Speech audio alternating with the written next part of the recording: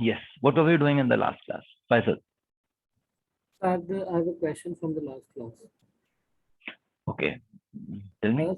Yeah. So we were talking about the VDD and temperature simultaneously. Like if the VDD is high and the temperature is high, the device will be slow. So I think we should talk about VDD and temperature separately. Like if the temperature is high, so our device will be slow, and if the VDD is high, our device will be fast. But that's not really the case, na, Faisal. When the voltage is low, Yes, sir. then temperature inversion has already happened. Okay. Then at low voltages, it is not. It is so that at higher temperatures, we have better performance. At That's what we low were discussing voltages last and time. high temperature, yeah. Yeah. Okay. Hai. So we cannot say that high temperature means bad performance. That is not the case. That Yes, was why temperature and voltage we talked in yes, together. yes, sir. Yeah, which you will rarely find in books. You don't usually find that in books, but that's the reality. So I think we should first consider VDD. If the VDD is high, then we'll talk about the temperature. If temperature is high, the device will be fast. If temperature is low, the Yeah. device So will be slow. you have to consider all the three things. You have to consider Yes. process, you have to consider voltage, and you have Yeah. to consider temperature. All three things. Okay, sir. Understood. Thank you. Hmm? Vaishnav? Sir, yes, sir. Sir, could you please explain this temperature inversion, sir, once? So temperature inversion is a phenomena by which we observe that mobility, instead of degrading at high temperatures, overall current flow improves at high temperatures. This happens at a voltage which is somewhere around 0.9 to 1.1 volts, depending on technology. So in very advanced technologies, when you're operating at primarily low voltages, you will see that temperature inversion is almost always there. Or you then need to go to much lower VT. So as soon as you get within the range of, VT plus 8 or 9 KT by Q, you start to see that temperature inversion starts to play a role there. Okay. So why, let us look at it differently. You're doing SSD course also, or some of others of you also would be doing. Why does mobility degrade with temperature? What happens? So there are two kinds of scattering basically.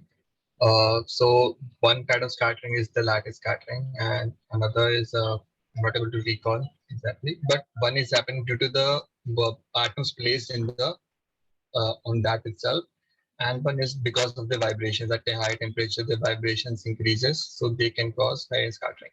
But at very low temperatures, when you consider low temperatures, that vibration is less, but if the gain in the momentum for the electron is much more as the temperature increases.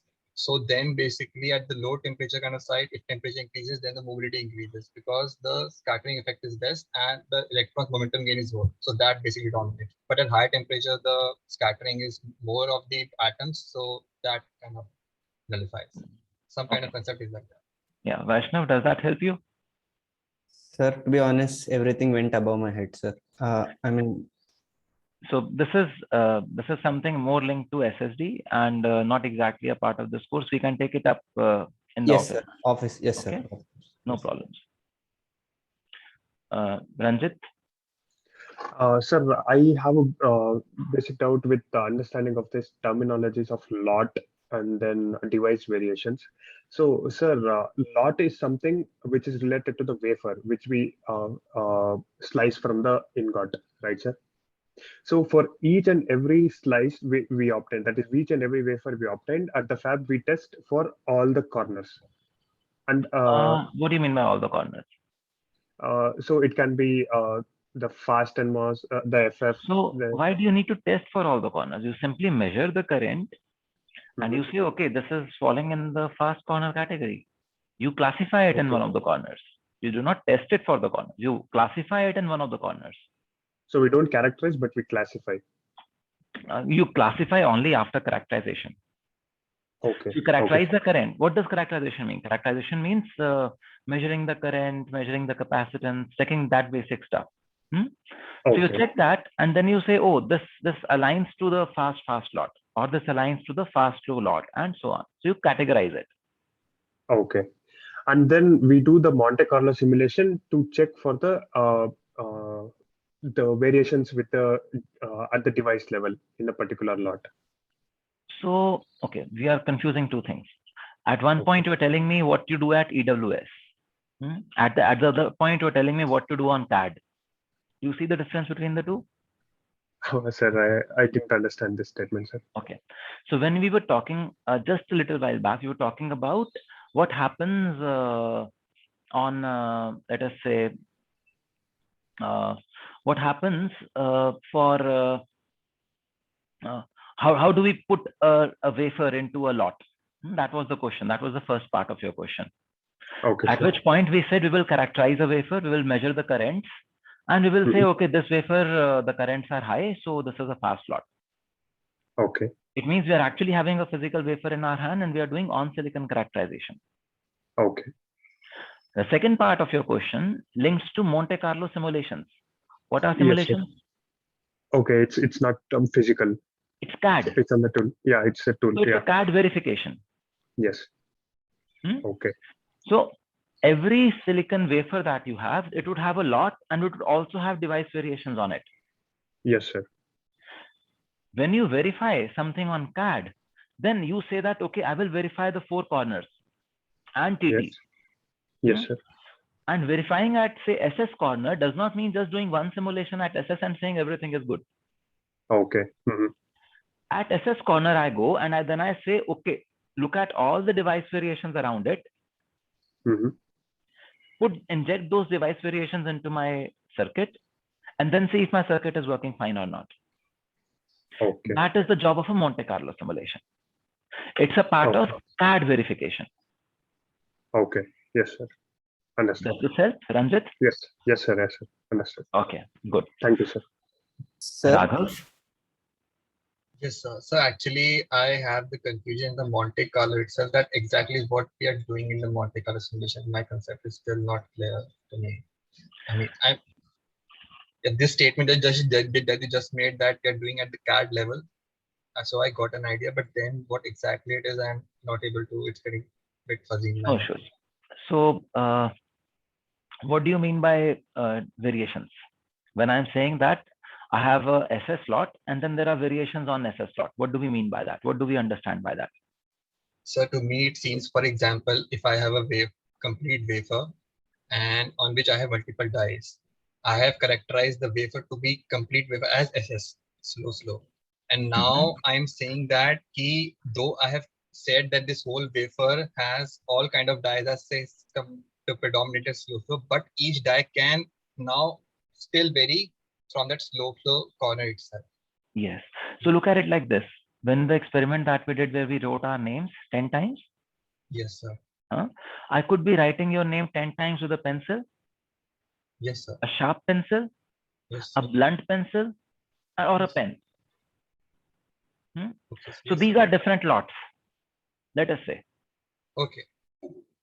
Now, when each time you wrote your name, there was some variation between them. Yes, sir.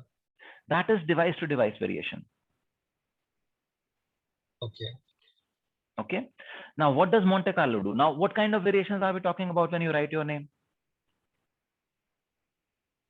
So, for example, when you're writing Raghav, you will write an R in particular way.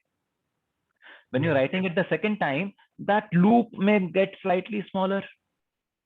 Third time, the tail may get a little longer. Yes, sir. Kind of variations. Yes, sir. So, in the same manner, what kind of variations do you expect on devices? P oxide variations we talked about, L effective variations we talked about, doping variations we talked about. Remember? So similar kind of variations can exist between the lot, can exist within itself, that same wafer, within device itself. Yes. So we will look at it in much more detail when we do the memory course. But for the purpose of the DVD course, let us assume that similar variations would happen between the devices also. Okay, so for example, when I have got the different kind of wafers, so then I'm characterizing in then different, basically a lot basically. Then I'm doing the characterization. I'm saying, okay, this lot is slow, and then I'm picking up the particular lot, and from that particular I pick up a wafer, and then I do the Monte Carlo simulations, and I find ki, okay, these are the device variations in that particular lot. Is it kind of that? So if I understood you correctly, let me repeat, or let me just say how device variations are characterized and how Monte Carlo models are made. I think that will Yes. clear things up for you. So we get a wafer, we identify this is a fast lot or a slow lot or whatever lot it is. Then we have test structures which we characterize. We pick up, let us say, 20 transistors, 100 transistors on that particular die, placed in different locations in that die, and we measure what kind of currents are flowing. We say, okay, in transistor 1, current I1 was flowing. In transistor 2, current I2 was flowing. I3 was flowing, I4, and so I100. Similarly, I have numerous dies there on that same lot. Yes, sir. Yeah. So I will list down all these current values. Okay. Yes, and I will say, okay, this is my distribution on this lot. Okay. And this distribution will be fed into the simulator when we run Monte Carlo simulations. Okay. Okay. So, sir, the device So currents. that, yeah, please. So, sir, the device currents, that was basically the part of Monte Carlo. Yes. Device currents nahi. So variations, you will mostly see that the variations are modeled as variations in VT and beta and stuff like that. So every company would possibly model variations on just 1 or 2 parameters. They will not put in, so just for saving the complexity or saving the simulation time, they will club all the kinds of variations, T-ox variations, W effective variations, L effective variations, all the variations they will club onto, say, VT and mobility. Yes, sir. So they will model it like that. But in reality, the variations are because of multiple reasons. There are multiple causes of variation. Okay. So, sir, like after I have done the lot characterization and the Monte Carlo, then how will I finally characterize the die? What will I say? Is it slow, fast, fast?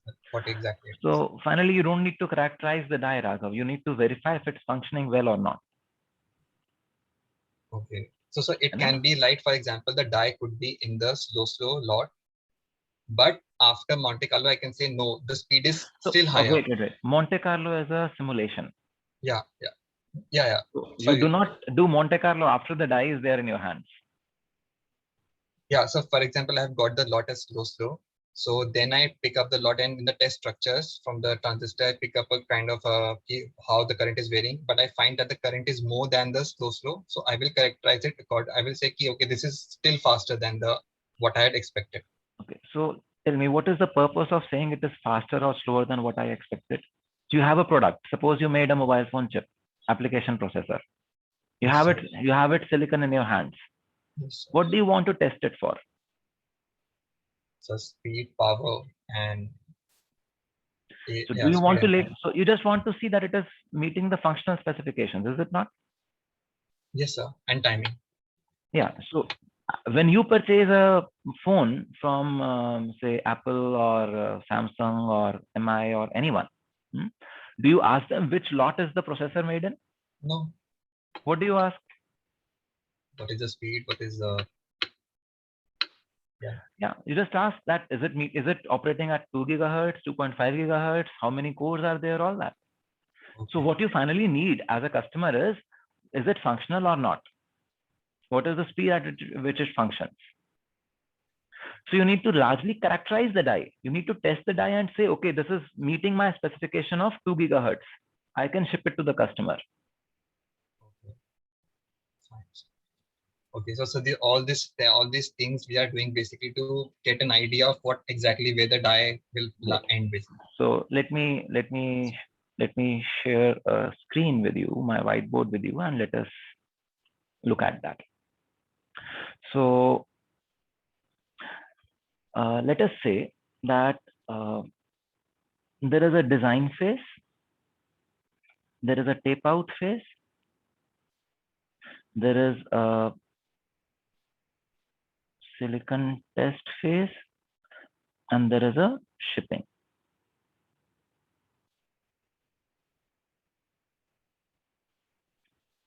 We discussed this in our first lecture. Are you aligned? Yes, sir. Yeah.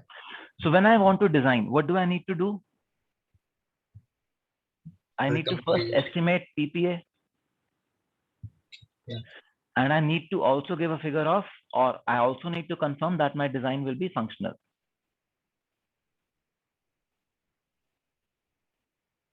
Yes. When you tape out, what is it that you want to check? That manufacturing is in control. So DRC, LVS, etc. is all taken care of. Then when you test, what do you check? We are looking at the product. What do you check? That all my specifications are met. And once they are met, you ship it to the customer. So it is products included in product. Yes. Are we clear on this part? Yes, sir. So when you test a particular product after silicon is out, you are not intending to say that whether my lot is fast. You want to know, okay, but for the customer, it doesn't matter. Yes, sir. So what do? You say that, okay, I did this analysis. I will place my first die over here. So this is my, let us say, this is my TT point. Every die that comes, I will place it somewhere. Every lot that comes, I will place it somewhere. So that I get a statistics of my process control. How many of them are around TT and how many of them are running away towards fast or slow or wherever. And you will see that towards TT, there is a very high density.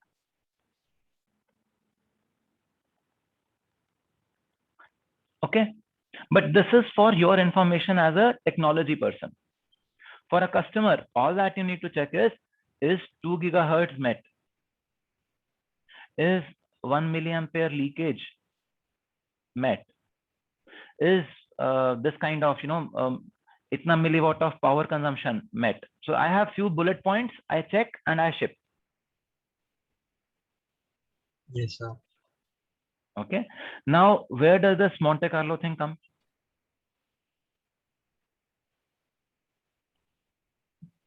Tell me, where does this Monte Carlo thing come? Sir, at the design phase It is itself, not sir. coming, sir. It is not coming here. It is coming in this phase. Over here, I have not even taped out the silicon yet. I still have only my CAD views. And I want to see that the design that I have made, even after going on silicon, will function fine. So what do? I pick up data from my technology team, which tells me that, okay, Anuj, this is the kind of distribution you will have on silicon. So if you want your design over here to function fine, it should work fine on these 4 corner lots and the TT point. So I simulate on these 5 process functions. Okay. Then separately, when the technology is being developed, technology team also does a separate set of test chips. These are not products. It does a separate set of test chips, which it consciously designs around, let us say, FF, SF, FS, and SS slots. And there again, it characterizes multiple devices on these dies.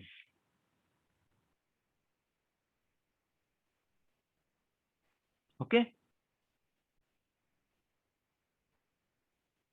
So these are devices on sets of dies on single lot.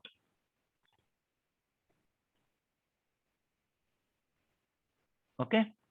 And based on that, it says, oh, these are the device variations which you will have in addition to lot variations. So when you do your functional checks over here, put in these variations also, inject these variations also, and run Monte Carlo simulations.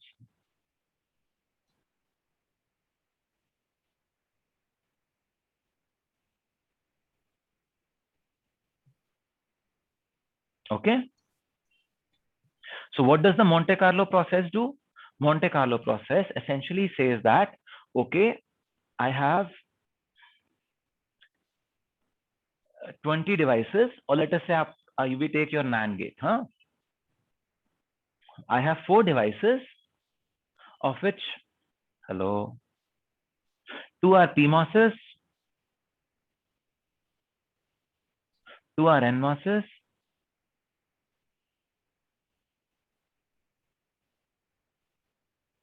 so it has a VT of SS.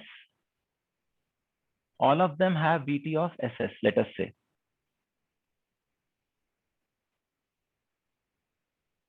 But I will add a Monte Carlo VT plus delta VT1 plus delta VT2 plus delta VT3 plus delta VT4.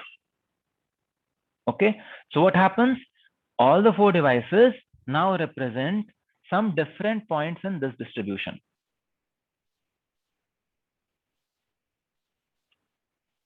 Okay. Are you able to see this? Right. Okay. So, sir, like when in the Virtuoso in the ADL window, when we select the slow, we are selecting this VTSS, but then Yes. we had to additionally do this VT1. For, Yes, that is added by the Monte Carlo simulation. okay. Yeah. Sir, Yes.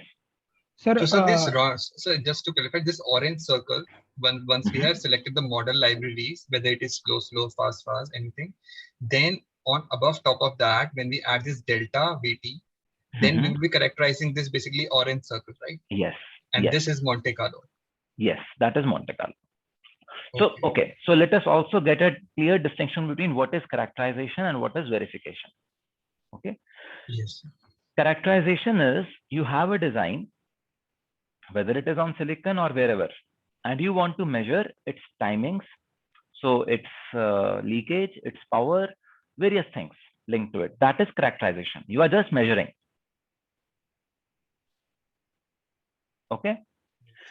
Verification, on the other hand, is you are putting these parametric variations. For example, SS, FF, TT, vagara, you are putting these variations. You are putting these Monte Carlo variations if need be. And then you're verifying that your circuit is functioning fine or not. So that is verification.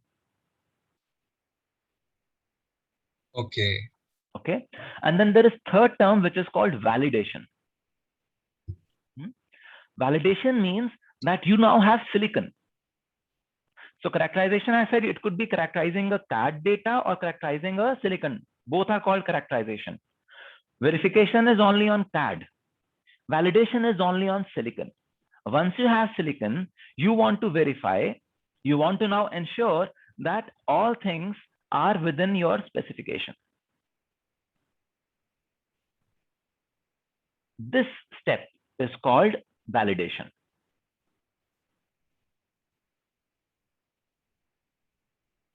Is that clear? So I'm not able to distinguish between verification and validation. So is it clear now? No, so sir, like in the first verification is at CAD level, validation is on silicon level. In verification, you will inject artificially on your die this VT, SS, and delta VT1, 2, 3, 4. Yes, sir. In validation, you already have silicon. You do not inject anything now. You simply see that there was a specification, a set of specifications that was given to you. Are they met? Okay. Okay. Now it's okay. Okay. Yes. So, sir, like in the first assignment, when we were given key, we had to meet this delay specification and add this slow library. So we were doing the verification basically. You were doing verification. Yes, you were verifying that the design that you have made, is it functioning fine at that voltage or not? Yes. At that lot or not? Is it meeting the specification? And since you are still working on CAD, it is verification. Yes, sir. So, sir, this blue and orange, this lot and device variations, are they always to be same? That is VT.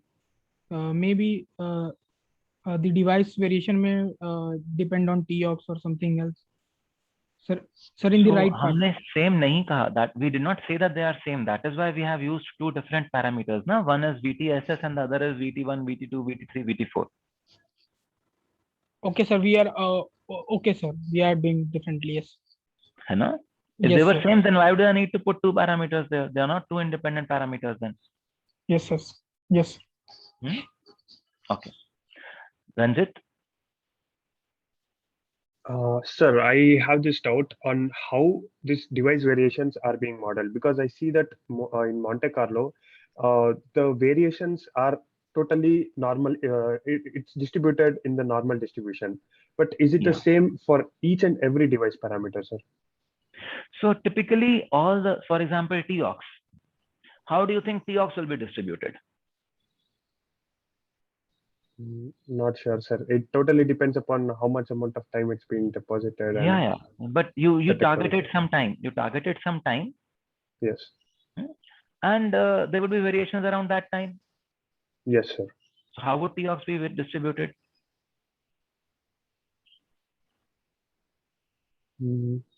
Not sure, sir. I'm unable to. Okay. think So in that typically, perspective. if you've done this course on probability and statistics, they would tell you that if it's a natural process, natural process or a manufacturing process or something like that, the primary parameters will vary in a normal distribution, in a Okay. Gaussian distribution. Okay. Okay. Now, what are the ingredients of VT? Let us look at that now. Ingredients of VT are, for example, TOX, or for example, doping, and so on. Now, each of those independent variables are normally distributed or Gaussian distributed. Okay. So, is VT Gaussian distributed? Yes, sir. It can be. We don't know. It can be. It can be. It can be if all the random variables which are incoming are Gaussian distributed and they are being linearly added. Output will be Gaussian distributed, but they're not always linearly added. Some of them are multiplied, some of them are logged, like exponential. Some of them are square rooted, whatever. Yes, sir. So output variables may not be Gaussian distributed, but what we have observed is that for all practical purposes, when you look at 1 billion dies or 1 billion transistors on a chip, you can still consider them to be Gaussian distributed. They are largely Gaussian. Okay. So Understood. VT distribution is modeled as Gaussian distribution. Consequently, current distribution also appears to be Gaussian if it is sufficiently high voltage. Now, when you go to a low voltage, close to VT, near threshold voltage, you will see current distribution is no longer Gaussian. Okay. If you go to sub-threshold region, you will definitely see that the current distribution is no longer Gaussian. You actually would see log normal distribution on leakage. Okay. But VT has been observed to be largely Gaussian in the sample set that we are interested in. Okay, if you want to look at really the 7th billionth transistor and say that is the probability of its VT following a Gaussian curve, you will find no. There have been studies which have shown that it is Poisson distributed. Poisson is another distribution. Okay. Yes, sir. But unless you really want to go into those extremities, Poisson distribution and Gaussian distribution also actually merge near the normal, near the mean value. They're very similar near the mean. Okay. So for ease of calculation, see, Gaussian is a very easy simulation to handle, isn't it? So Gaussian is the way we model most of these primary parameters, because anyway, any natural phenomena is Gaussian distributed, and for us, VT we have observed is also largely Gaussian distributed in the range of our interest. In extremities, it is Poisson distributed. Fine. We will leave some margin for it, but primarily we will look at it as a Gaussian distribution. Okay. Understood, sir. Okay. Yeah. Thank you, sir. Yeah. Faisal? Sir, the diagram which you have drawn here is definitely Gaussian, sir. So because So the diagram which you have drawn, sir. I have not shown any distribution over here. I've just scattered some things. So this So, is a sir, scatter graph. So, sir, its density is decreasing with moving outwards, so it looks like the Gaussian only. Yeah, This- so it looks like Gaussian. Because I know that that is how the distribution is, therefore I've tried to make it appear Gaussian. Yes, sir. Okay. Yeah. Faisal? I get confused in the subthreshold part of the dependence of subthreshold leakage on VDD and temperature. Like if I talk separately about VDD and temperature, I know how the subthreshold leakage will vary. But if we are talking about VDD and temperature simultaneously, then how the subthreshold leakage will vary? Can you So please for repeat it? leakage, Yes. see, for leakage, we always say that the device is off. Yes, sir. So device is off means I do not really want any current to flow. Yes, sir. I'm not expecting any carriers. Yes, sir. So when I go to high temperatures, carriers will anyways have more energy. I did not want to have any carriers, but because carriers have more energy, they will actually be floating freely around. Yes, sir. So at high temperatures, leakage is always higher. Leakage is always high. And for VDD, Okay. Now let's come to VDD. yes, As you increase the VDD, what happens? yes, the current will be more. Electric fields increase. Yes, sir. Electrons are getting more energy to move out of their lattice and move around. Yes, sir. So as you increase VDD, leakage would increase. Okay. So but in the equation of the leakage current, ID is equals to I0 e to the power QV0 by NKT. So if the temperature increases, why the subthreshold leakage will increase? Like temperature is in the denominator, no, for the exponential term. That's why I got confused. No, with temperature, always the leakage would increase. Okay. Okay. So, sir, We have to look at what all leakage components are we talking about. There is IDS, there is gate leakage, there is drain leakage. There are so many different kinds of leakage, junction leakage, so many different kinds of leakage. So we'll actually, if you let me start today's session, then we are going to talk about power only. We will talk about dynamic power today, and then we will probably talk about leakage power in the next class. So you will get more details there. okay. Thank you, sir. Okay. Vaishnav? Sir, yes, sir. So my doubt is I think my doubt is same as which Faisal asked, sir. So we were talking about body bias and like adaptive body bias and adaptive voltage scaling, right, sir? So I understood that by increasing or decreasing the body bias, we can change the VT. That's how we are we are moving from one corner to other corner, sir. But for VDD, sir, as now. As what you have explained now, as the VDD increases, electric field increases, and the leakage current increases. So, sir, I'm unable to relate that with this VT, how it's changing, sir, exactly. I'm like in the graph. Which graph? Sir, in the last graph, sir, in which we were changing this area portion, sir, of corners. Yeah, we were only talking about on currents there. That was a graph of ion of NMOS and ion of PMOS. Am I right? Yes, sir. It was not representing I of yet. So don't worry. We will look into I of in the next session. Okay. Sir, Okay. I'm not sure, but I have written it as VT, sir, in my book. That might be wrong. So yes, sir. It could be VT, but even then VT and dependence on I of, they are two different things. Hai? Okay. VT high means you're talking of slow lot, so it will be inverted and slow lot would have lower leakage. Yes, sir. Yes, sir. So we were not looking at the leakage wala graph at least. Am I right? Yes, sir. Yes. Yeah. So we will look at stuff on leakage in the next class. Okay, sir. Thank you. Devjit? Yes, sir. Sir, the thing is that Monte Carlo is randomly varying some intrinsic parameters.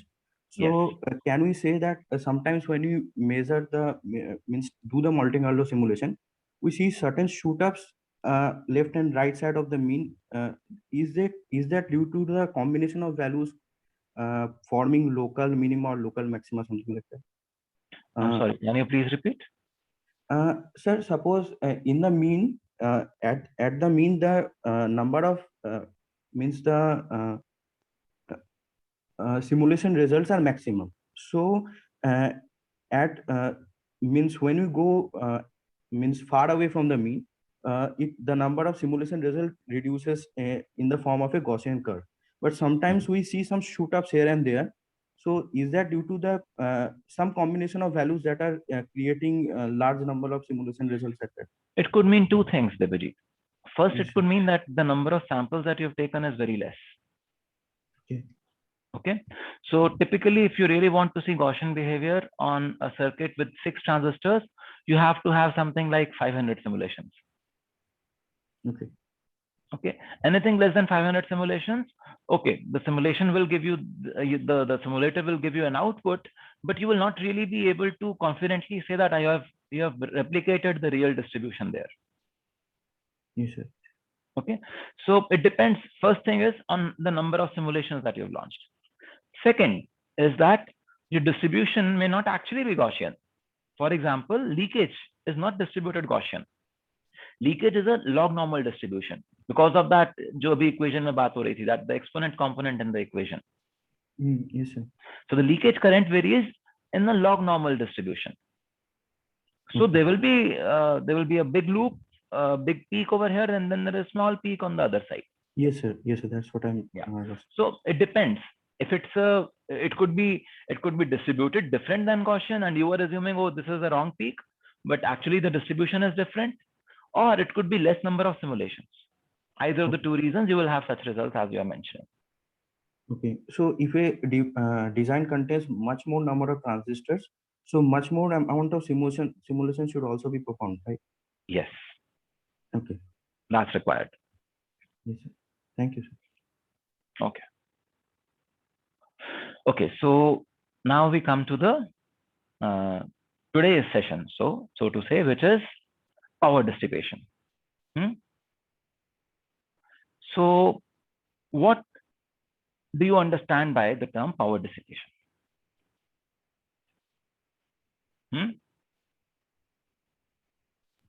CV square. CV square. Yeah. That is all about power dissipation. But the first thing that comes into mind is CV square. The first thing that comes to your mind is CV square. Okay.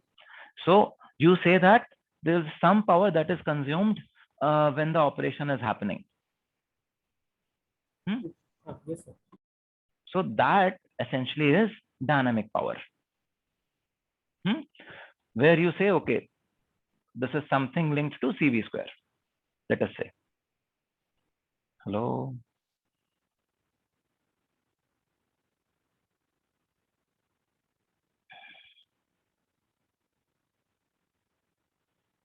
Okay. And then what about short circuit currents? What is short circuit current? So latch like- due to latch up.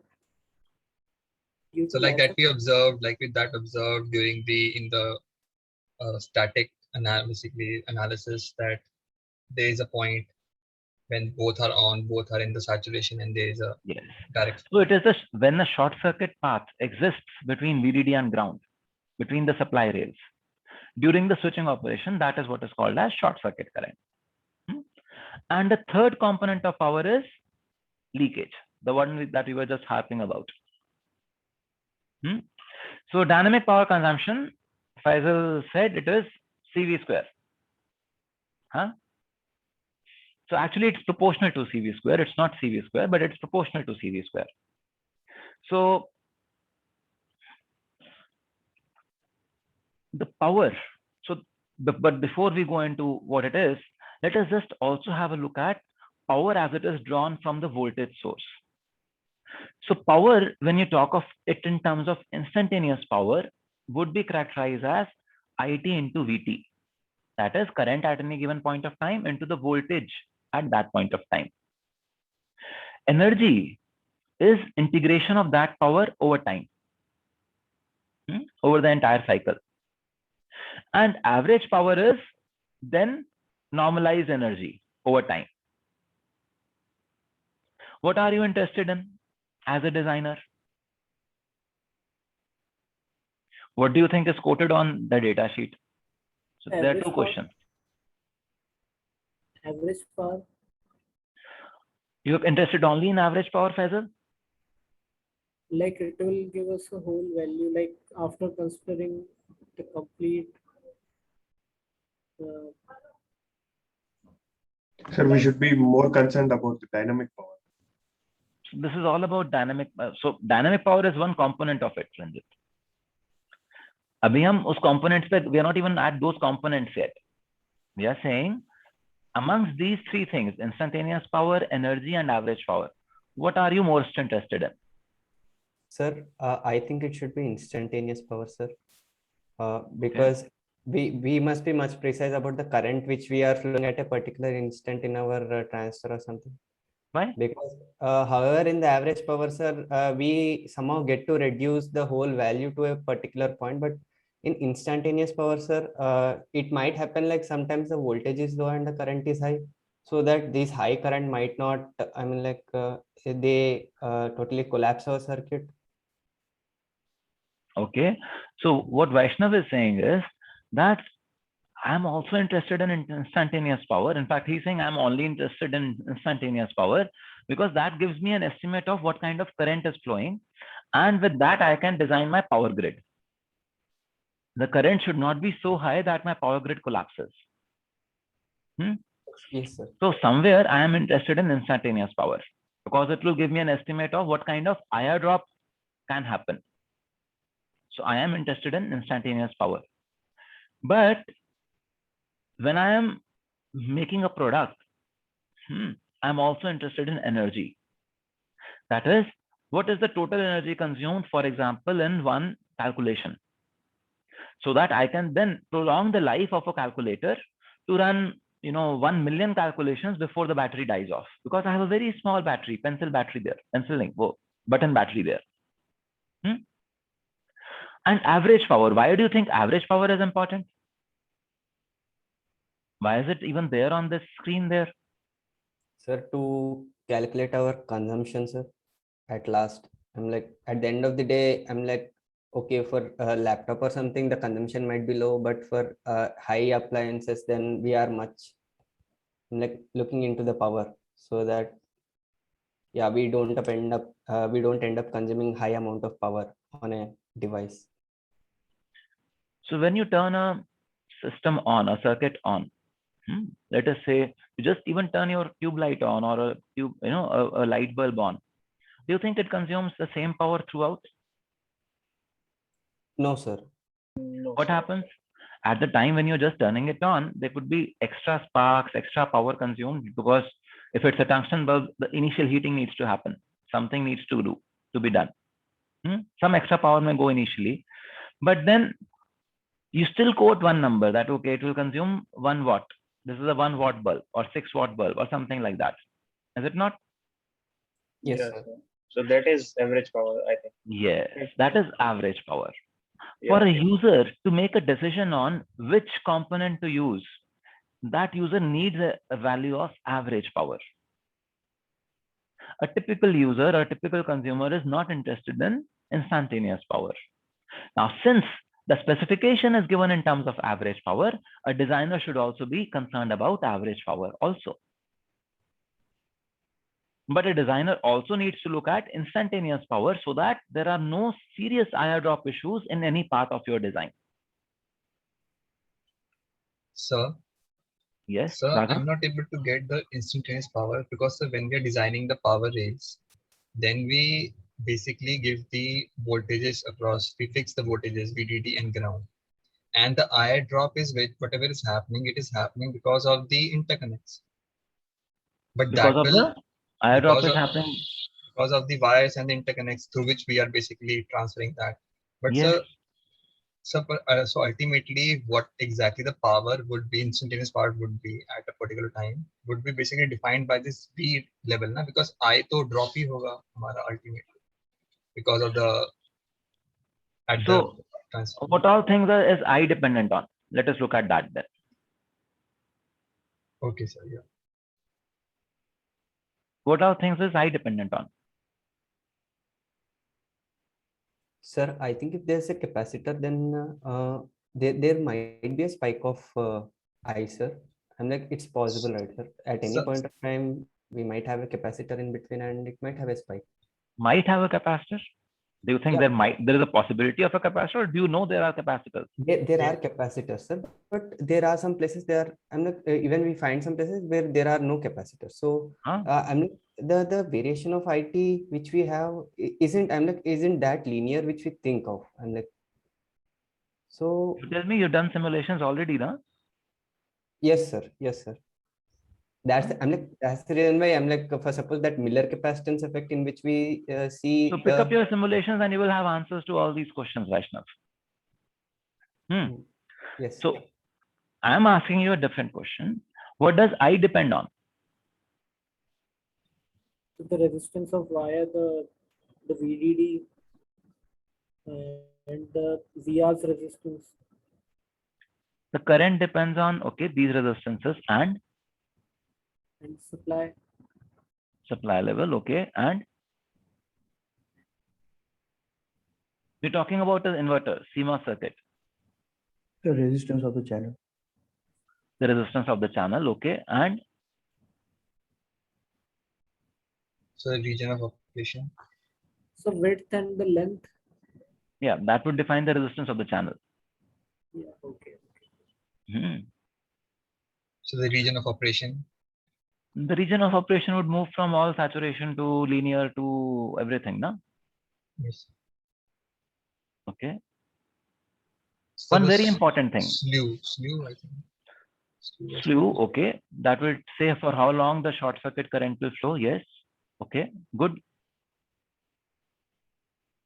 What else? Very important thing. So VT. VT वो हमने channel resistance में include कर लिया. Mobility भी हमने we have included in the channel resistance because we talked about current already, na? You're talking about current in the channel resistance. We have included VT and mobility both. Yes, sir.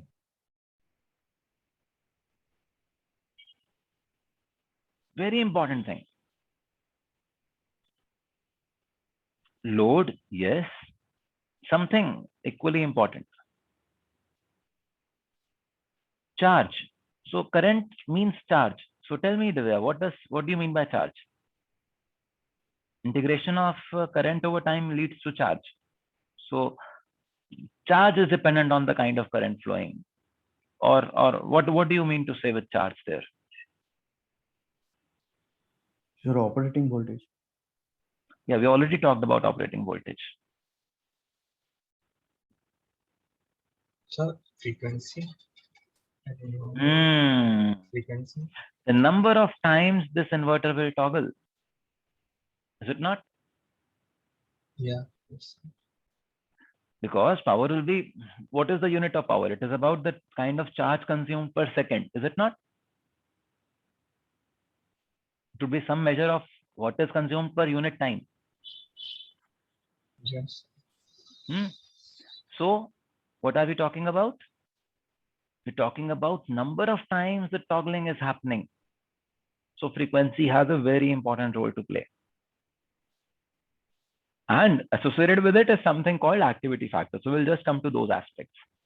But instantaneous power is also dependent then on frequency of operation. If you want to limit the instantaneous power so that your IR drops reduce, you have to reduce the frequency of operation, for example. Okay. So as a designer, you are interested in all three of them. Okay. And in terms of how to represent power, the power dissipated in a resistance is I square R. And we know that the charge stored on a capacitor, energy stored on a capacitor is 1/2 CV square. This is basic electronics that all of you know. Am I right? Yes, sir. Okay. So for us, we said that there are two primary sources of power dissipation, dynamic and static. So the dynamic, we said there are two components which involve load capacitances and the other component which is short circuit current. static power, we said there are again multiple components: subthreshold leakage, the IDS kind of current, gate leakage, and then also junction leakage. Okay, and now we will look into all these different parts in a little detail. Through this, we will, for both for dynamic power and for static power, we will assume that we're talking about a chip with 1 billion transistors. Okay, of these 1 billion transistors, so this is a typical chip, a typical digital chip, let us say. And of these 1 billion transistors, you will notice that 950 million transistors are related to memory cells. And 50 million transistors are logic transistors. So in this course, we are primarily talking about this part. For the memory part, we have this other course, memory design and test, that we will have in the next semester. So, but we are saying that there are 50 million logic transistors with an average width of 12 lambda. Lambda, let us say, is the minimum width or minimum size that you can make in a particular technology. And we're also saying activity factor of 0.1. Okay. And then for the memory, we are saying that memory devices, because they are so large in number, we want to keep them to be small. Memory array has devices which are averagely at 4 lambda size. And because memory is so huge, the activity factor is also actually lesser. The probability that a particular memory would be accessed is actually lower.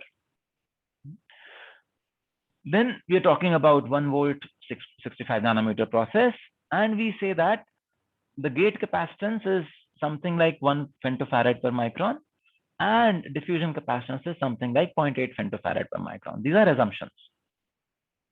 Okay, so when we do some calculations going further in the next few slides, we will be going with these assumptions. Is that okay?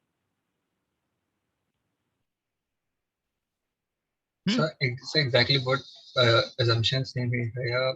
By this capacitance assumption, what are you meaning to say? So you assume that there are 1 billion transistors on a chip. We have assumed that 50 million of those are logic transistors. We have assumed that the average width of those transistors, logic transistors, is 12 lambda, and so on. So all these are assumptions. Okay. And so the C is what is capacity modeling here? The C, which capacity is modeling? Both gate and diffusion. Okay. The gate is 1 femtofarad per micron and diffusion is 0.8 femtofarad per micron. That is the assumption. Sir, and lambda, does it represent 65 nanometer? You can't say that, Ranjit. You want to consider it like that, then 2 lambda is 65 nanometer, but it's not exactly the case. Today, there's nothing like, so in advanced technologies, lambda has lost its significance. So long back, lambda used to mean half the pitch. So yes, something like 65 nanometer for 65 nanometer technology, but that may not be the case. So just assume there is some lambda, some constant. Okay, sir. Key point is that the logic transistors are typically 3 times bigger than the memory transistors. Just consider this as an assumption that we have made. It's not a very far-fetched assumption though. It's a very realistic assumption, but an assumption nevertheless. Okay. Okay.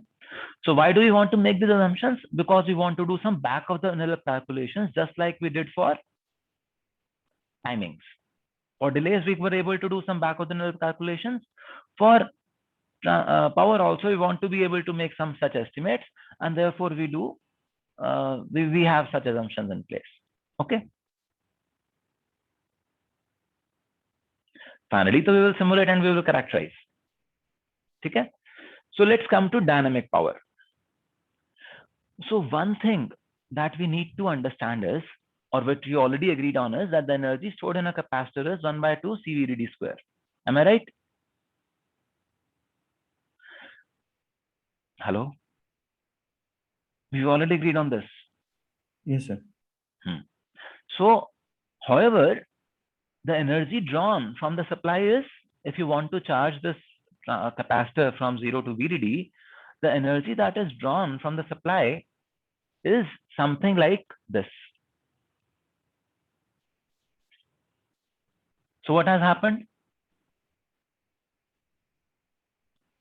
only half the energy that was expended has been saved, has been put on the capacitor, has been conserved in the capacitor. The remaining half has been dissipated in the resistance, the channel resistance of the MOSFET. Are you able to see this?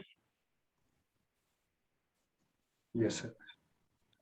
So now when this capacitor CL switches from 1 to 0, now that remaining 1/2 CVDD square will also get dissipated. Where will it get dissipated?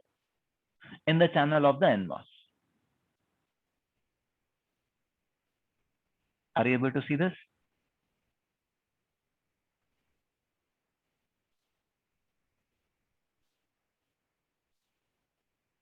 Hello?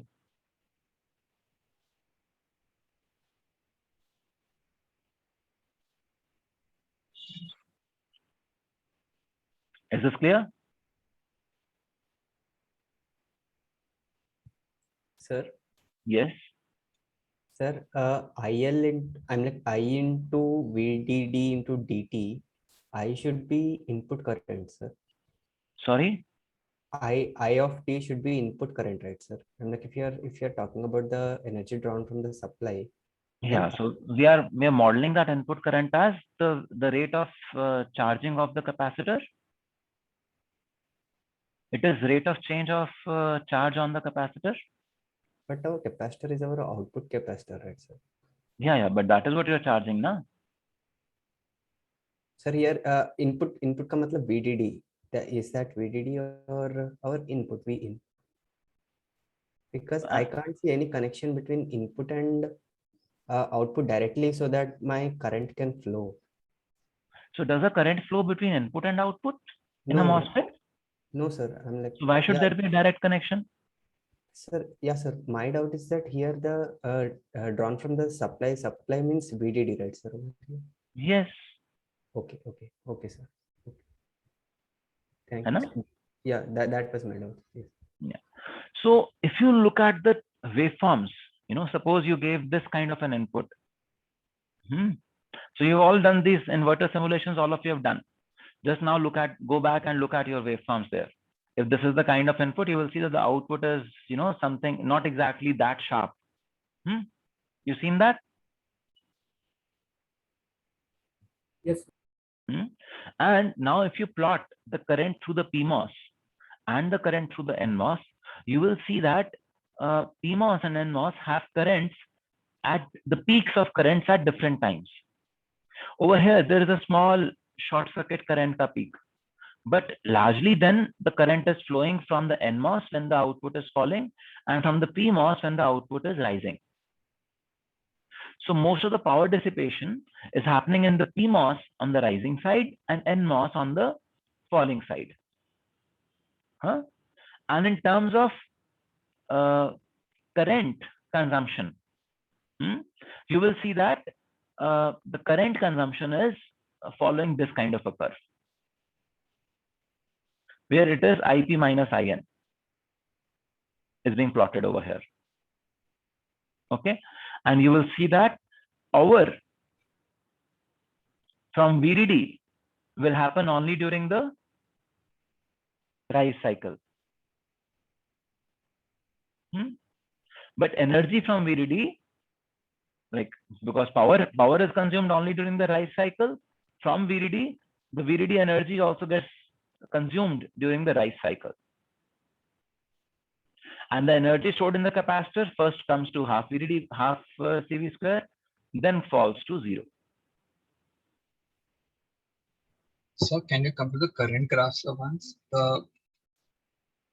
Yeah, I'm already there. Please tell me. So below one, the second row, second column, third row. Okay. So what we're plotting here, sir? This is the current of the capacitor. The current that the capacitor is seeing. So this equation is not visible actually. So can you? It's IC is equal to IP minus IN. Current from the PMOS minus current from the NMOS. The NMOS will take away the charge. PMOS will deposit the charge. Therefore, current charging the capacitor is just the Kirchhoff's law over here. In this particular system, we're just applying Kirchhoff's law. Okay. So why the current is rising initially? It should be maximum, then it should fall, and then it should again fall, rise again. Why should it rise? The direction has changed, is it not? No, When no, the sir. capacitor is discharging, the direction of flow of current has changed. So it will appear as negative current. Okay, okay. So it's like, okay, the plus and minus. So, but when initially it is charging, it should be falling. The current should fall, right? Because current will initially should be falling, right? Yeah, so current initially would rise and then fall. Okay, it is falling. Once the capacitor starts to get charged, the current would fall. That is why current fell. Then, है ना? so when it is dropping, when it is crossing the x-axis, what that point is, sir? Can you say? When the sorry? current curve is crossing the cutting the x-axis for the first time, what that point is basically? When the current is in the third graph? Yes, this is second column, third third row. Yeah. So you're So talking when about, yes, sir, when it first cuts the x-axis, the current curve only, and then Mhm. there's a time lapse, and then it rises. So I'm just wanting to know what these points are, sir. the time lapse is the time gap between the fall and rise of the input. Because at that time, there is no current flowing anywhere. The CMOS, it's a static CMOS circuit.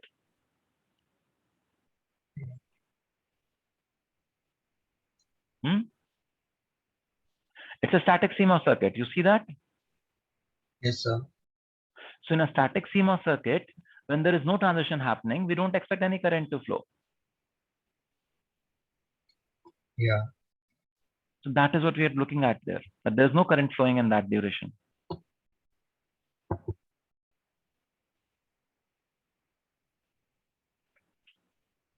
Hmm?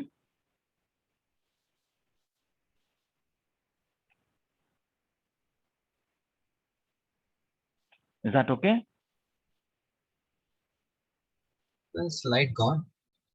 Yeah, it's coming. Give me a moment.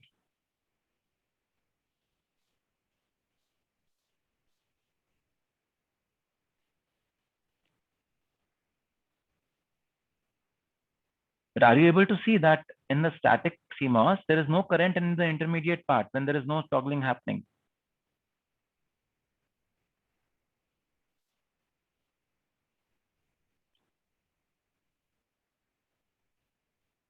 Hmm?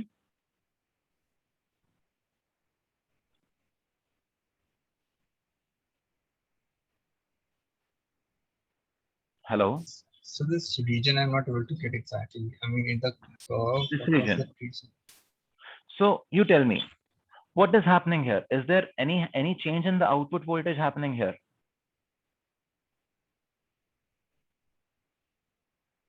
So voltage of capacitor voltage. Yeah. This is V out, no? Is there any change in output voltage happening here? No, sir. So if there's no change in output voltage, why should there be current flowing from either the PMOS or the NMOS? Yes, sir. Yeah.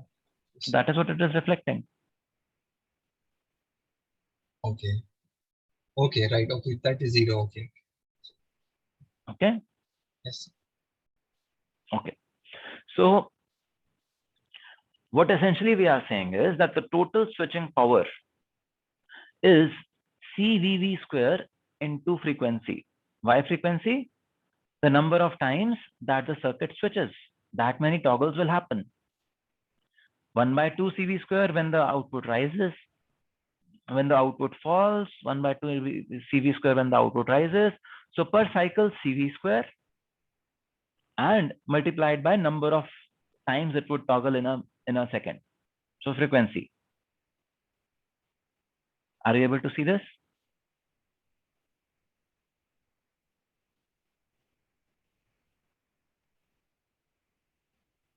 Sir, so this becomes the average dynamic power dissipated. Average switching power, not dynamic power. Dynamic power will also have short circuit current in it. Okay. So, sir, this is what we have to do in our assignment, right? Yes, you have to do Average this. power dissipation. You have to In do a- this. You have to also include the short circuit power in it. But yeah, Okay. So in a single clock means where we are going from 00 to 11, we have to take in account the whole current waveform and integrate with it by multiplying the voltage. Yes. Okay. So what does this SSW represent? So SSW represents the frequency multiplied by alpha, where alpha is activity factor. Okay. For a signal that is a clock, alpha is equal to 1 because clock toggles 0 to 1 and 1 to 0 in every cycle. But if there is a signal that switches only once per cycle, alpha would be 1. If there is a signal which has a glitch, what would alpha be?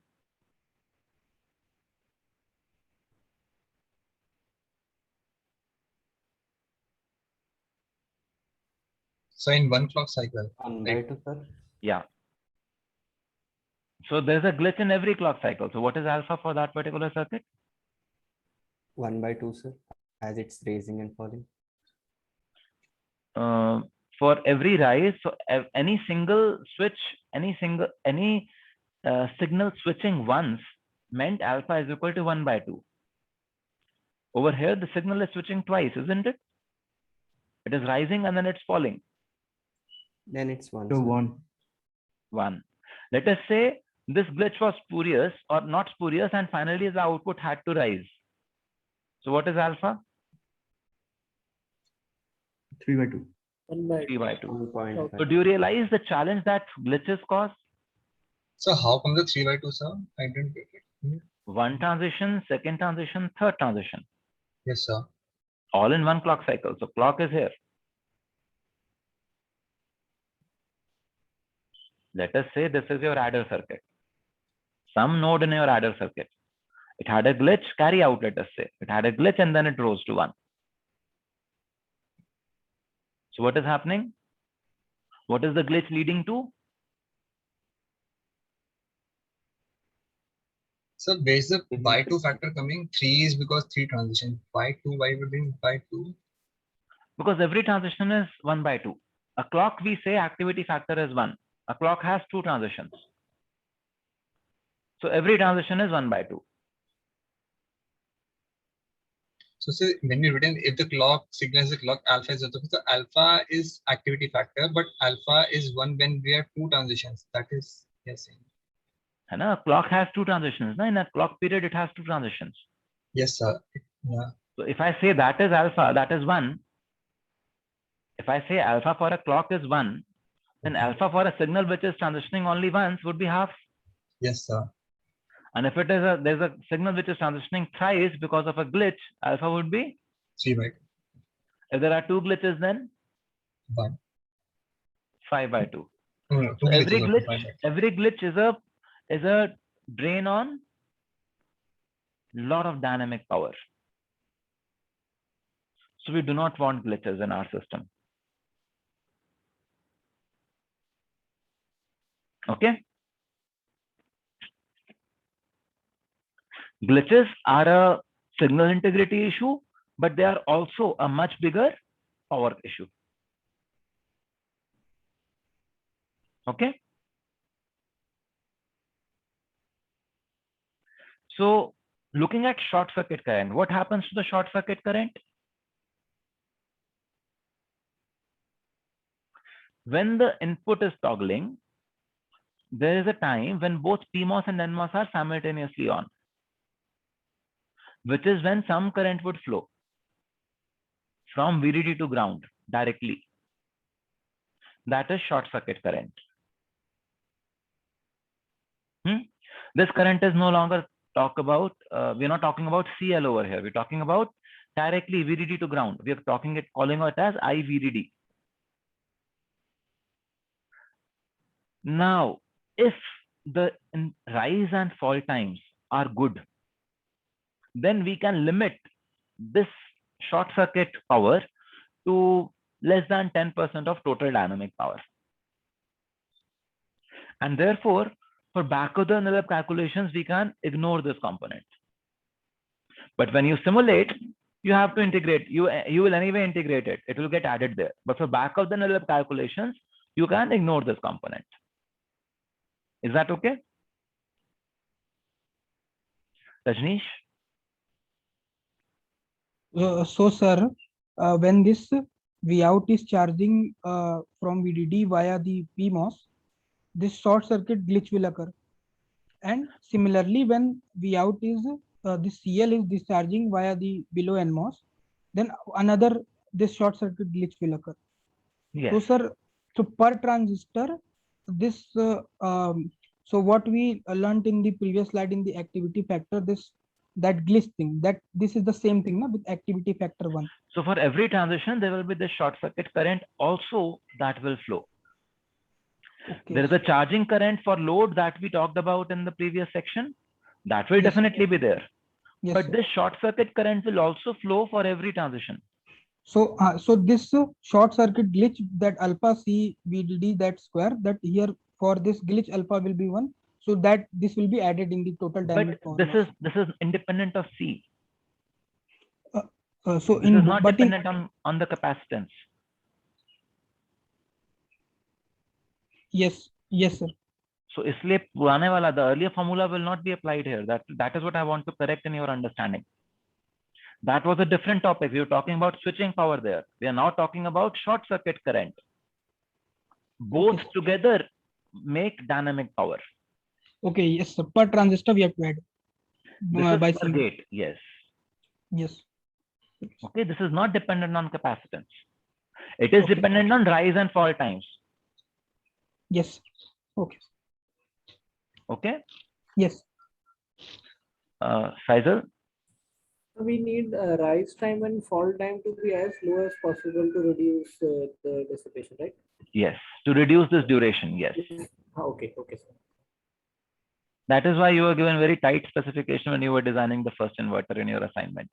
Yeah, yes. Okay. So now let's look at that example. We say that we look at that 1 billion transistor chip. We know that to calculate power, we need to estimate some capacitance. So we go ahead and do something like this. For logic, 50 million transistors into 12 lambda. And we said that there is this per lambda, the width that we are talking about is 0.025 microns. That is a technology factor. And we said, okay, per micron, the gate capacitance was 1 femtofarad and drain capacitance was 0.8. So 1.8 femtofarad per micron. And I see that the logic capacitance is 27 nanofarad. Okay. For the memory, the devices go much more in number. The size is smaller. Therefore, the ratio is not as bad. It is coming as 171 nanofarads. And then we apply the dynamic power formula. We are ignoring the short circuit currents. As we just said, we expect it to be within 10% of this dynamic power. And we say that, okay, overall power consumption will be around 6.1 watts. Are you able to see this? Any questions?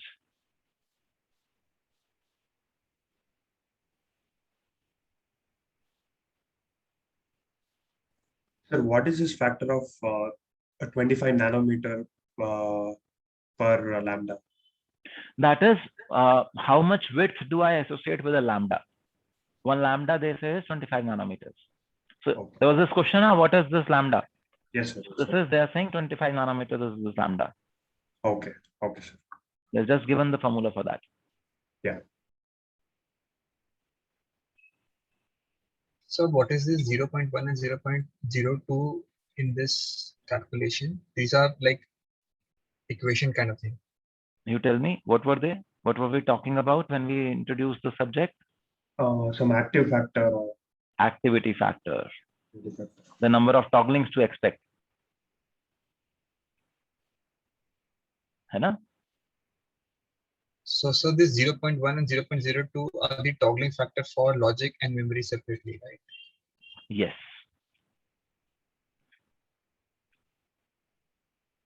Yes. 0.1 is the activity factor for the logic, and 0.02 is the activity factor for the, Sir. yes. Sir, as you said that if there was a glitch, our activity factor went to, it increased. Sir, but we are eventually multiplying this activity factor with the frequency. So, sir, if an activity, if a glitch occurs, then according to what I can see on a graph, my time period should increase. In that case, Why? sir, because time period का मतलब यह है कि at a distinguished between a distinguished interval of time, the waveform is repeating. That you will talk about in terms of clock. So how does presence of a glitch depend on clock period? Like how does a glitch constrain a clock period? Sir, frequency means frequency means I'm operating my entire device at only 1 gigahertz, na? Yes, sir. Yes. Here I'm operating my device at 1 gigahertz. How much time do you think a glitch would take? it would take, okay, it would take less time, but Yeah. Okay. I got confused, sir. Okay, sir. I'll look into it, sir. Yes. Okay. So we can estimate from back of the envelope calculations what kind of power we have if we have, estimate of activity factor and something like that. Are you able to see this? So here in this, when we are considering activity factor 0.1 and 0.02, we had considered some kind of, okay, this much glitches will only be there, right? And after that, we have calculated the activity factor, right? Yes. And now, if suppose this 6.1 is beyond our power budget, our power specification said 4 watts. What do?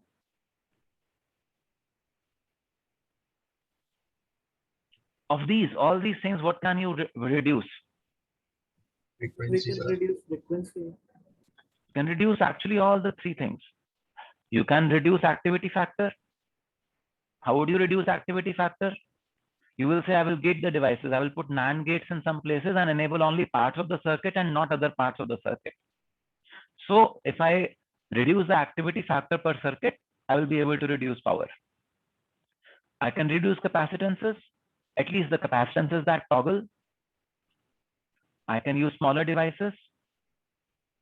I can operate at a lower voltage. I can operate at a lower frequency. All these things I can reduce to be able to reduce dynamic power. So And how we are reducing? Yeah, please.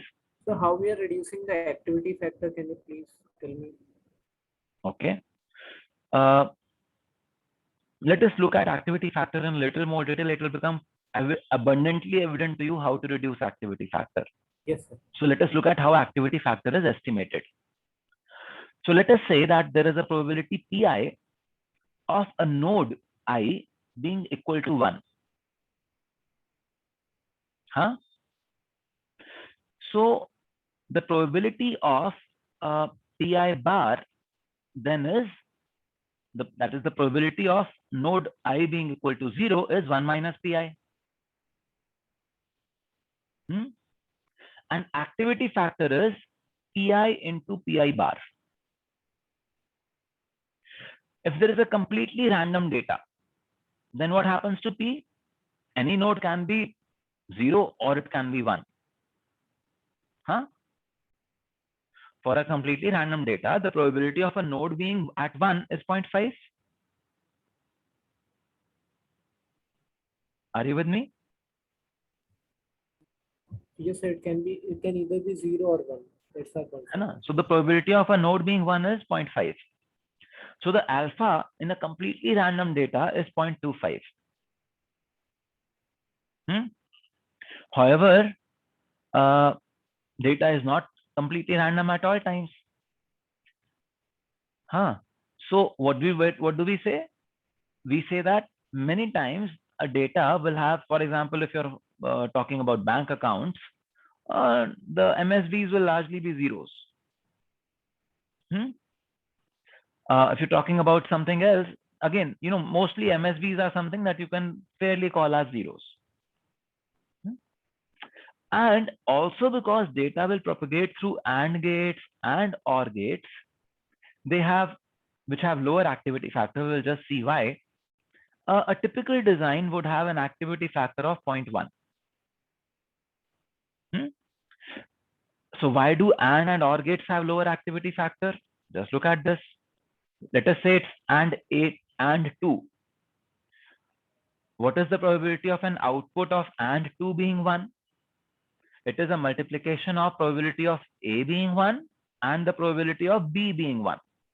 Am I right? Yes. So the probability of AND 2 being 1 is 1 by 4. And 3's output being 1 is 1 by 8. And you can calculate for all the gates. So now, if I have a chain of gates, let us say, if I have a chain of gates and I say the inputs have an activity factor of 0.5, what will be the activity factor at say N1, N2 and Y? Can you quickly calculate and tell me? What is the activity factor at N1? What is P at N1? So 1 by 4. 3 by 4. 1 by 4. The probability of node N1 being 1 is actually 3 by 4. It is not an AND gate. It's an NAND gate. Hai na? Yeah. Okay. Yeah. Yes. So alpha is 3 by 16. Now, given that, what is the probability of this output, the P over here, Y being 1? 1 by 16. 1 by 16. Yeah. Because both the inputs have to be 0. See, there is a bubble over here. So the activity factor at Y is 15 by 256. Much less than 0.1 actually, is it not? So for an AND 4, the activity factor is less than 0.1, clearly less than 0.1. AND 3, it's 1 by 8, 0.125, and so on. So yes. So calculations, so can you just go through this calculation once, so it's not complicated? Okay. Tell me, what is the probability of, so N1 will be 1 when A is 0 or B is 0. Am I right? Yes, sir. Yes, sir. So in how many cases is A or one of them 0? There are 4 combinations of A possible, A and B possible. Yes, sir. How many cases are there where one of them will be 0? 3. So the probability is 3 by 4. Yes, sir. If P is 3 by 4, then P bar is 1 by 4. Yes, sir. Then alpha is 1 by 4 into 3 by 4.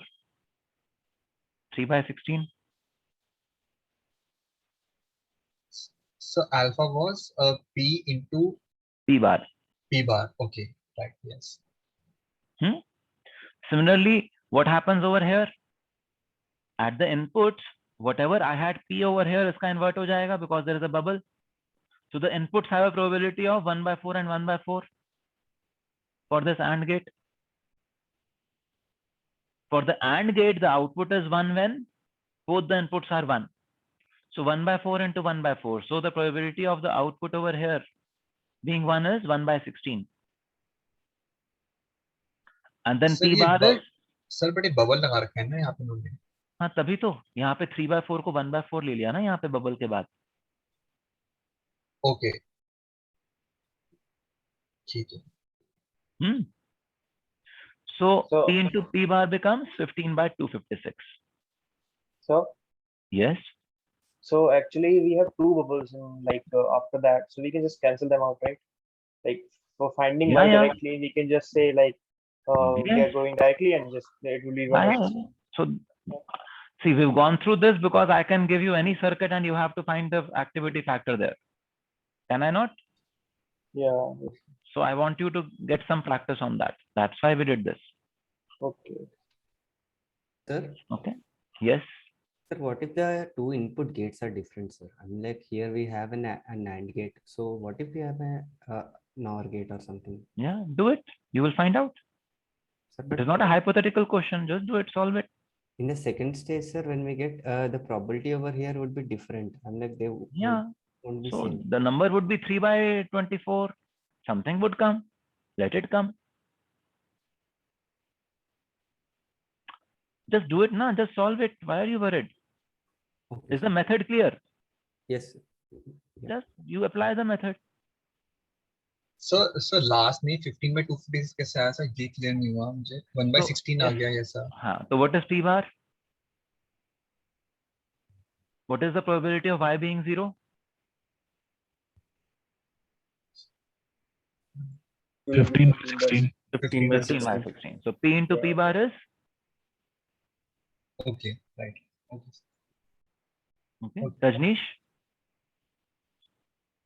Sir, suppose if in the top NAND, after the top NAND, we add a same two input NAND after that, means just a inverter after that. So, sir, Okay. this 3 by 4 will become 1 by 4. Just simple, Yeah. simple, just. Yes, that's what the bubble means, na? That's what the bubble represents. Okay, sir. Okay, sir. वही तो हमने करा ना? Yes. Sir जैसे अगर y में भी लगा दें आगे तो वो भी 1 minus 1 by 16 हो जाएगा. Yes, but the activity factor will still continue to be 15 by वो 2. तो sir p into p bar हो जाएगा सर. Yes. और है ना? yes. अगर से 2 आउटपुट आ रहा है तो उसके लिए वैसे कुछ नहीं है ना, मतलब नहीं वैसा तो कोई केस नहीं है. Sorry? सर जैसे यहाँ पे y है, मतलब ये सिंगल आउटपुट है, इसीलिए इसको p into p bar कर रहे हैं. Any node. N1 के लिए भी हमने P into P bar करा था. अच्छा मतलब हाँ yes, Alpha for any node is P into P bar. always yes sir. That is the formula. Yes sir. Sir, and Okay. P can be of any of the input nodes, right? Considering any input node. Probability of a node being equal to 1 is being called as P, Raghav. Okay. Okay. It would depend on its inputs, yes. Faisal? Sir, if it's an OR gate in place of this AND gate, तो Yeah. हमारा condition क्या होगा? You tell me. Yeah, I'm not able to calculate actually. That's why I'm asking. So for an OR gate, in how many cases will the output be 1? If A and B were... 3 by 4. So yes, that is what it is then. है ना? You have the answer. इसका फिर alpha 3 by 16 ही होता है. Yes. Okay. Okay. Okay. Vishal? So sir, if we change like these NAND gates to AND gates, will the alpha change, or I think it will be same, right? Alpha would remain actually same. Yeah, And because the NAND, there is just one inverter missing, na? yeah. So sir, it will the alpha is basically depending on the probability of it being and it not being. So you see, it multiplication is that and as that. simple as the G concept, the logical effort concepts that we looked at. What is Yeah. the logical effort of a gate? G. G is independent of the size of the gate. Yeah. So if the topology, if the functionality is of ANDing, whether you put a NAND or not, put an inverter there or not, because the functionality is NANDing, the kind of alpha factor would be like this only. Okay. Yeah. Okay. Okay, sir. So what do?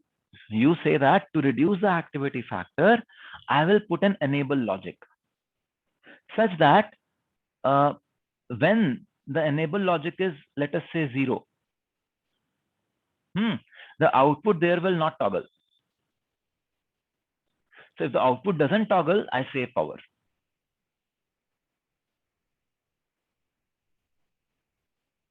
Okay. So clock gating is done to reduce activity factor so that you save power. Then how do you reduce capacitance? By the logical effort method, we reduce the number of stages. We use smaller gates. We do good floor planning so that wire capacitance reduces. We also discussed that for large capacitances, have the complex gates in the beginning and buffers or inverters in the end, so that you do not toggle complex gates too much, or complex gates are not very large in size. So all these things that we did for the logical effort method can be applied here, again, to reduce overall capacitances in your circuit.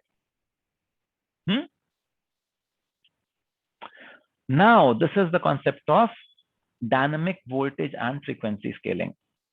So all of you have your cell phone with you. Am I right? Some of you might actually be attending this class on a cell phone. Any one of you attending the class on a cell phone as of now? Okay, not here yet, but someone would be at times. So do you think the cell phone, आपका जो application processor है, it has a rated frequency of 2.5 gigahertz. Do you think it always operates at 2.5 gigahertz?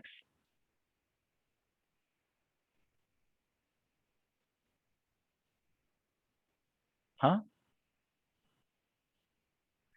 So when you are playing a game on a cell phone, when you are doing some really CPU intensive stuff, at that point of time, you need 2.5 gigahertz. But if you are just reading some text message, browsing the internet, regular text pages, you don't need that high performance. The system does not need that. So what does the system do? System says that, oh, let us reduce the frequency of operation. The load on my CPU is not as much. Instead of 2 gigahertz, let me operate at only 200 megahertz.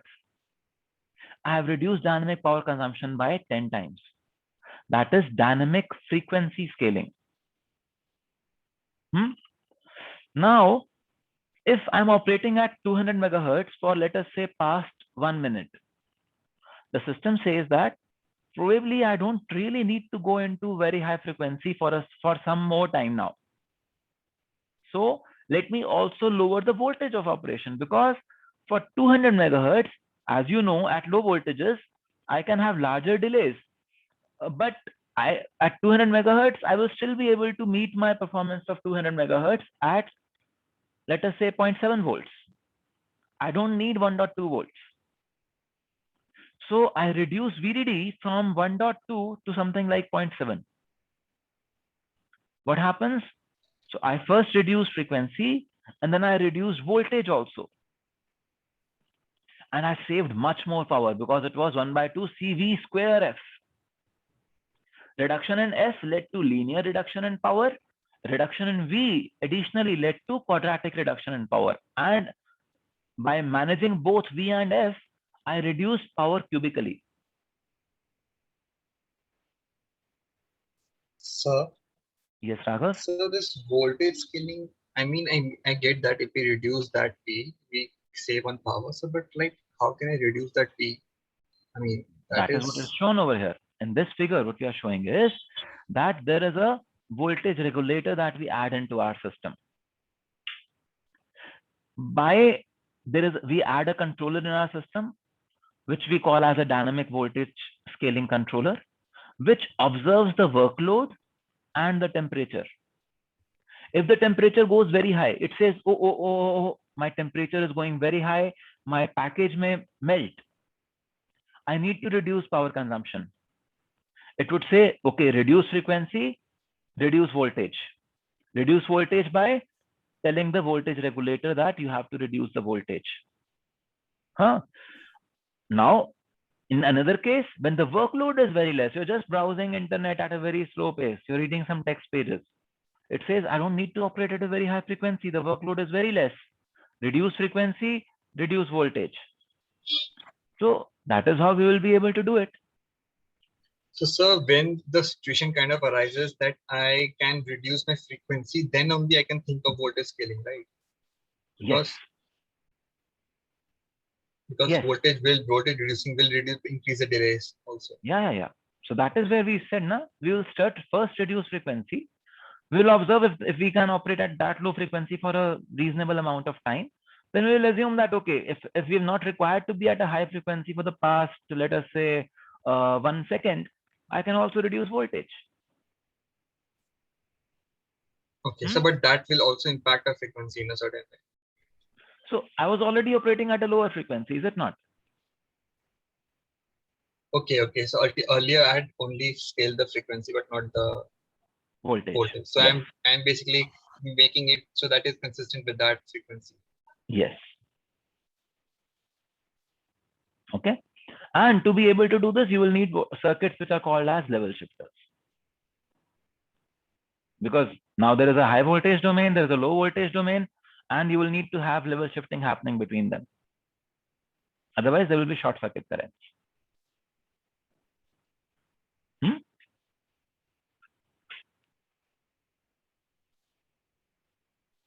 Are you able to see this? Yes, Vishal? So sir, if somehow like we are using like we are doing something which needs more like which is more intensive, which needs more. So what will happen first? We'll increase the voltage first, or we'll increase the frequency first? You tell me. So I think it should be like we'll increase the voltage first, and then we'll increase Yes. the frequency. Because if I directly increase the frequency without increasing the voltage, what happens? There will be some race conditions which will fail. Okay. Yeah. So system will fail. Yeah. Okay. Okay. So which conditions will fail, sir? Can you say? I'm sorry? So when you raise the frequency before the voltage, which conditions you fail, is that? Race conditions, setup time, hold time, somewhere will fail. Because your system is slow. It's at low voltage, but you want to operate it at a much faster rate. So some outputs will not come in time. Something will go wrong. Okay, so you have to first increase the voltage and then the frequency. Okay, so by increasing the voltage, we are making the device faster and then the frequency. Yes. So you see, you realize why it was important to understand impact of voltage on delays before we talk about DVFS? Yes, sir. That was why that was the previous session and now this one. Okay.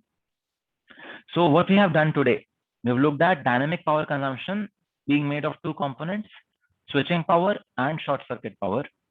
And we have said that to reduce switching power, you could reduce all the various things. You could reduce activity factor by preventing glitches, by clock gating, by using AND and NAND gates, and so on. We said that you can reduce capacitance by using smaller devices, doing smarter placement so that wire capacitance is also reduced, and so on. And we said you could also do voltage and frequency scaling, dynamic voltage and frequency scaling. Okay. And then to reduce short circuit power, you would have good transition slopes. Is that okay? Yes, sir. So with that, we will close today's session. In the next session, we will start with static power. Okay.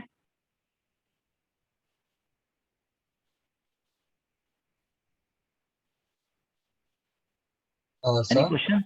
Yes. So I had just a question regarding the corners basically. So when, for example, I have made the circuit and I've got the specification. So when I'm verifying on the CAD, so I will pick up all the four corners, SS, FF, FS, SF, and then I will run. After picking each corner, I will also add the Monte Carlo variations, and then I will run for all the four basically corners to basically ensure that my design works at every corner. Is that the way to go?